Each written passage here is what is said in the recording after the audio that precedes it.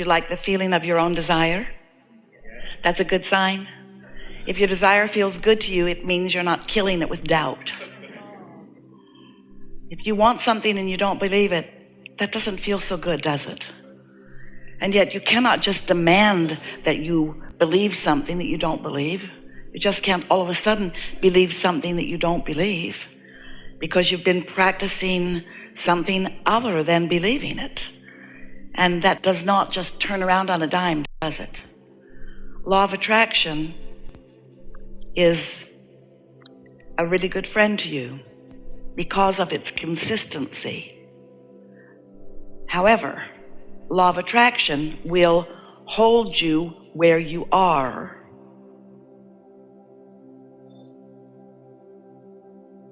We've enjoyed this interaction immensely. So there's no hope. That is to say that what you've been thinking is most likely what you will continue to think. Because what you've been thinking has caused you to have a point of attraction that is manifesting in your experience. So now you're observing the results of what you've been thinking. That's why you believe it. In the beginning, Esther said to us, "But Abraham, it's true." And we said, there are a lot of things that you want that are true, and there are a lot of things that you don't want that are true. But you can focus yourself into more attention to wanted and less attention to unwanted. And so it seems logical that the things that you don't want, just stop thinking about them. But law of attraction sort of insists that you continue that thought, doesn't it? When you say, I'm not going to think that anymore, I'm not going to think about that anymore, you're doing it right then. You're thinking about what you're not going to think about. And the more you push against it in this attraction-based universe, the more you call it to you, because there's no such thing as no in an attraction-based universe. When you say yes to something wanted, you call it to you. And when you say no to something not wanted, you call it to you, because your words are not the defining factor. Your attention to the subject is. So it's helpful if you figure out how, when you think about it, it feels. Because when you focus upon something that feels good while you focus upon it, then that means that the larger part of you is positively focused upon it also. When you focus upon something that feels bad to you while you focus upon it, that means that while you are, your inner being, that larger part of you, your source energy, is not focused upon it, and your attention to it is calling you away from who you really are. Does that make sense to you? You were source energy before you came into this body, and the larger part of you still is. And as you are here in this physical body, you are doing just what you said you would do. You're exploring. You're coming to awarenesses and conclusions about what matters to you. And as you know what you don't want, and you therefore know what you do want, you're launching these rockets of desires. And those rockets of desires are becoming your vibrational reality. In other words, your inner being focuses upon each new thing that you identify as preferred. So you are constantly becoming more in a vibrational sense. And that's annoying to physical beings like you who want to see it and hear it and smell it and taste it and touch it. Your reality is more than just what you're thinking about. Your reality is more than just what you're feeling about what you're thinking. Your reality has manifested into this full blossoming experience where you can see it and hear it and smell it and taste it and touch it, just like you knew it would. This is the leading edge. This is where thought comes all the way to full manifestation. This is where thoughts turn to things that you deliberately have come to create. But when you become so much more aware, or better said, only aware of what you can interpret through your physical senses, and you don't pay too much attention to what you're feeling, then what happens is you begin to create based upon what you are observing rather than upon what you prefer. It's like giving your attention to what's more immediate rather than to what's more important to you. It's like the squeaking wheel getting all of your attention instead of what you really want to blossom and grow getting your attention. And so what we're really talking about here as we are addressing this body of powerful creators is about being a deliberate creator rather than a creator by default, which means a focused creator rather than one who just is observing what's going on around you. Of course you want to manifest. We want that for you too, because this manifested environment is the furthest, most leading edge of all that all of us are about. So it is a wonderful thing when your thoughts do turn to these things and these experiences are filled out through the physical tactile experience. But it's important that you understand that what has already manifested, the things that you can see and hear and smell and taste and touch, that really is, in terms of creation, past tense, because that creation has already happened. And as you observe the creation that has already happened, you set forth more creation. In other words, it's the active thought that is doing the now creating. Does that make sense to you? So whether it is the active thought about what you're observing in your now, or the active thought about what happened before, or the active thought about what is on its way to you. The active thought is what equals your vibrational output. And your vibrational output is what law of attraction is responding to. So the most important thing about what all that means to you is that if you spend most of your time observing what is, you lock yourself in to only what is. You don't make vibrational room for what's still coming. If you're noticing that you don't have enough money, and that's an easy thing if you don't have enough money to continue to notice, because your money ties into so many aspects of your life, doesn't it? So if you're observing what is relative to your financial footing, it doesn't change very much.